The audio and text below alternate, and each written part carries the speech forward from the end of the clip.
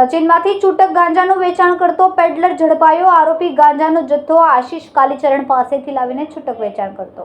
શહેરમાં માદક પદાર્થોના વેચાણ અને સપ્લાયર પર અંકુશ મેળવવા માટે પોલીસે કડક કાર્યવાહી શરૂ કરી. જેના ભાગરૂપે સચિન પોલીસે વધુ એક પેડલરને એનડીપીએસ કાયદા હેઠળ ઝડપી પાડીને ડ્રગ્સના છૂટક વેચાણ પર તવાઈ બોલાવી. પોલીસે બાતમીના આધારે કાર્યવાહી કરીને એક ઇસમને 88 ગ્રામ ગાંજા સાથે ઝડપી પાડ્યો, જેની બજાર કિંમત આશરે 4400 જેટલી આંકવામાં આવી છે. બાતમીના આધારે સચિન પોલીસે જૂના સ્લમ બોર્ડ વિસ્તારમાં કાર્યવાહી કરી. ચોક્કસ હકીકત મળતા પોલીસની ટીમે સચિન જૂના સ્લમ બોર્ડ ખાતે આવેલ મેલડી માતાના મંદિર પાસે ફૂટપાથ પર જાહેરમાં છૂટક ગાંજાનું વેચાણ કરી રહેલા આરોપીને રંગે હાથ પકડી પાડ્યો. વિજય અશોકભાઈ બેસાણી નામના આરોપીની ધરપકડ કરવામાં આવી, જે મૂળ મહારાષ્ટ્રના નંદુરબાર જિલ્લાનો વતની છે અને હાલમાં પારડી સચિન વિસ્તારમાં રહે છે. પોલીસે તેની પાસેથી કુલ 88 ગ્રામ ગાંજાનો જથ્થો કબજે કર્યો છે. No drugs in Surat city અભિયાન અંતર્ગત સુરત શહેરના માનનીય પોલીસ કમિશનર શ્રી અરુપમસિંહ ગેહલોત સાહેબે આ અસામાજિક પ્રવૃત્તિ એટલે ડ્રગ્સની અસામાજિક પ્રવૃત્તિ સાથે સંકળાયેલા આરોપીઓ વિરુદ્ધમાં એક સ્પેશિયલ ડ્રાઈવનું આયોજન કરવા માટે જરૂરી સૂચના અને માર્ગદર્શન સબોર્ડિનેટ અધિકારી અને કર્મચારીઓને આપેલ હતી.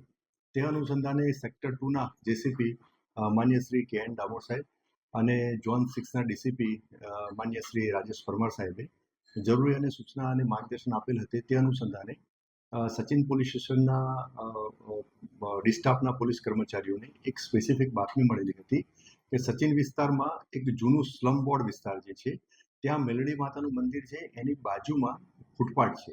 ત્યાં ફૂટપાથ ઉપર એક ઇસમ ગેરકાયદેસર રીતે ચોરી છુપીથી ગાંજાનો વેચાણ કરે છે.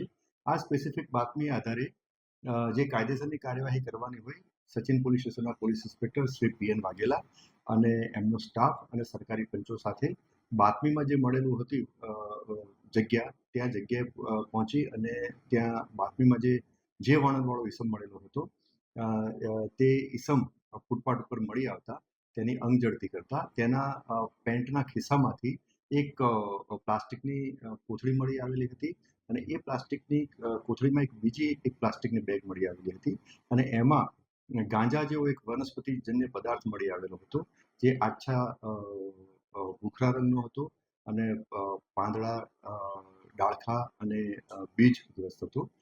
અને એની પરીક્ષણ કરવા માટે સ્થળ ઉપર એફએસએલના અધિકારીને બોલાવવામાં આવે. એફએસએલના અધિકારીશ્રીએ પ્રાથમિક નિરીક્ષણ કરતા એમણે આ જે વનસ્પતિજન્ય પદાર્થ ગાંજો હોવાનું એમને અભિપ્રાય આપ્યો.